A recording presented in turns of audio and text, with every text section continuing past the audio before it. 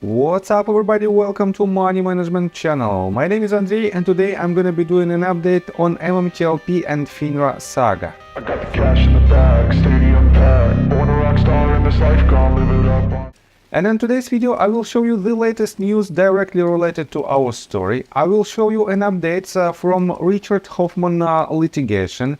I will show you the evidence that SEC and FINRA know with the 100% certainty the entire movement of the market, and I will prove you this with another lawsuit that is on the table right now.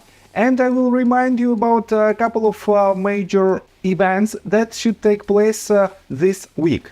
So, and before we dive deep into all of this, please hit the like button, subscribe to my channel, share this video with your friends and family, and drop me a line in the comment section for whatever reason you want. Only in this case we will be able to attract more attention to this problem, and eventually this will help us to win this battle. So let's start with the news itself. Recently I made a video and there I've told you about the postponed Congress/FINRA meeting, and let me show you that it was previously scheduled on May 26th, but then it was postponed, and we don't have the actual date of this meeting. It was postponed because of the long weekend, and we don't know what is the actual date of this meeting. FINRA didn't post any updates on their Twitter account, and in my opinion it is quite weird. On top of that, we have to be represented on this event, but we have to be represented with the knowledgeable and 100% honest member of MMTLP community. And definitely it might be John Burda, but we don't know the date and we don't know how we can receive an invite for John Burda to attend on this meeting. Definitely it is not the best news, but let me show you some positive updates.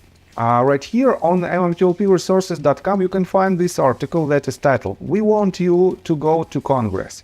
And here let me quote you this. Community member Anna is organizing MMTLP investors to help out by walking the halls of Congress, speaking with representatives and staffers, and passing out literature. We can go at this from many angles. Email, phone calls, tweets, but there's really nothing like the energy of being in national capital. Anna will be organizing small groups to visit on days Congress is in session. If you can possibly make it for a few days, it would be a worthwhile experience for our case, and it's a way to meet your fellow investors. And let me show you the original tweet that was made by Anna just several hours ago, and she wrote, "MMTLP, please contact me if you're interested. I'm organizing small groups to visit Congress weekly. We'll continue educating Congress on the MMTLP fiasco and counterfeit shares in the US financial markets. We won't stop until they subpoena the glue sheets, subpoena CIT, give the MMTLP community a resolution, 2 days trading back. Congress must stop the market mafia, also known as hedge funds, your largest donors, as they are stealing from the 99.5% of your constituents while ruining companies far and wide. The Democrats and the Republicans, we the people, deserve better." And here is the schedule, 2023 congressional calendar, and I highly recommend you to contact Anna. And if you want to attend on this event, please do it, and this will help the community. So, definitely it is quite good news and another potential point of view for the Congress to receive more information about our story. But let me show you some very important news. For those of you who don't know, Richard Hofman is the person who filed a lawsuit. Unfortunately, his lawsuit was terminated on May the 8th. Because of the total so-called total immunity of FINRA. And right now, let me show you his one of his latest tweets. 16 hours ago, he wrote this: MMTLP, and now leaning towards filing an appeal to the 9th Circuit against FINRA, challenging blanket immunity, especially where the claimed conduct is criminal or non-monetary relief is sought.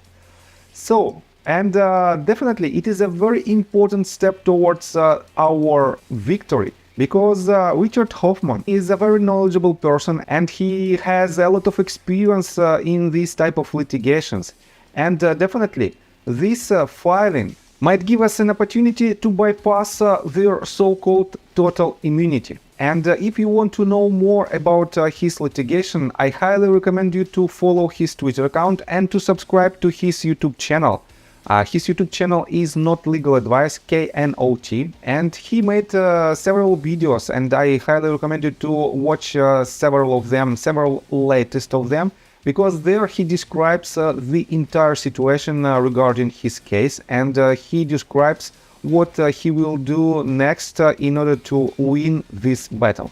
On top of that, let me show you the real bombshell, the mind-blowing information. So here is the lawsuit that was filed on May 25th, and as you can see, it was filed by Securities and Exchange Commission as a plaintiff, and the defendant in this case is Francis Sabo, also known as Ricky Bobby.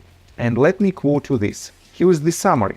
Francis Sabo promoted himself as a trustworthy stock-picking guru. In reality, he was a seasoned stock manipulator. Working with several other individuals involved in an expensive stock manipulative scheme, he identified stocks ripe for manipulation, acquired substantial positions in these securities, and then recommended these stocks as good investments to followers in an online stock trading forum he moderated with other participants in the scheme. He encouraged members of the stock trading forum to purchase the selected stocks, often claiming that he too had bought or intended to buy these stocks for himself and that he intended to hold them. Instead, he sold his shares into the demand generated by his own deceptive promotions and the deceptive promotions of other participants in the scheme. From at least January 2020 through December 2022, the relevant period, Sabo generated more than $1 million in illicit proceeds from his participation in this stock manipulation scheme. So it is a very well-known Ponzi scheme, also known as the pump and dump scheme. And definitely it is illegal, and it is illegal worldwide, but let me show you even more interesting information. We are at the same document. On page 14 you can find Torchlight Energy Resources. And here is the description of his behavior, of the behavior of Sabo. And let me quote to this. On or about Friday 9th, 2021, Hennessy identified Torchlight Energy Resources as a selected stock.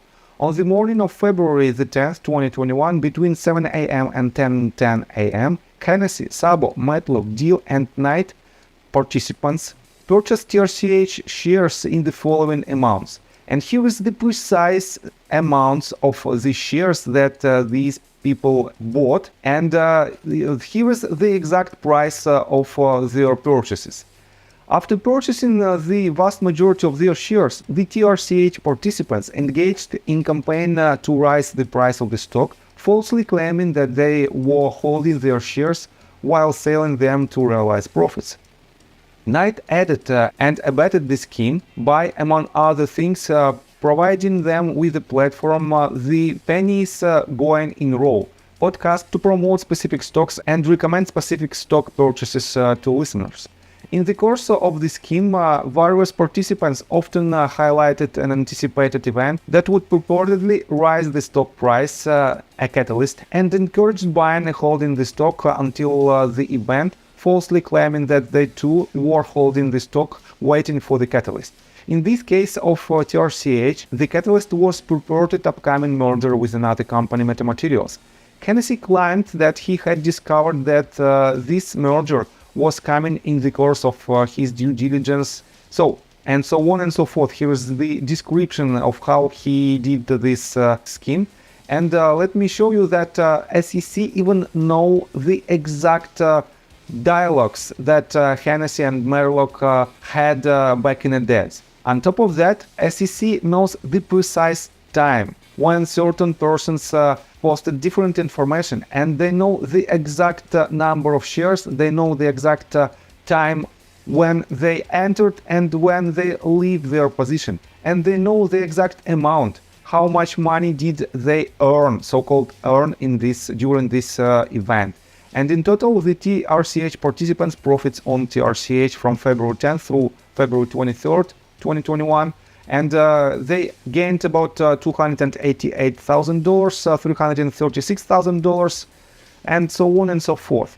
So this means I want to show you this example as the potential evidence that SEC knows precisely what is happening on the market. And this means this example with TRCH stock shows that they know exactly what was happening during these days with the metamaterials and TRCH merger. And then they know exactly what was happening with the MMTLP stock during the late 2022.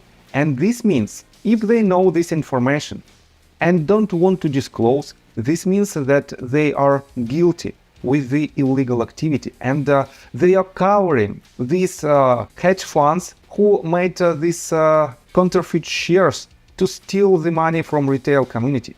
And this means they use their so-called total immunity to cover their crimes. And definitely, it is very, very upset to realize that authorities know about this situation and they don't do anything to help the retail community. So it is what it is. We have to fight, we have to unite, and to win this battle. Please hit the like button, subscribe to my channel, share this video with your friends and family. And this is the only way how we can solve this problem and how we can win the battle, not only for MMTLP community, but for the entire US stock market. So see you guys and girls next time. Bye. I got the cash in the bag, stadium packed. Born a rock star in this life, gone live it up on the attack.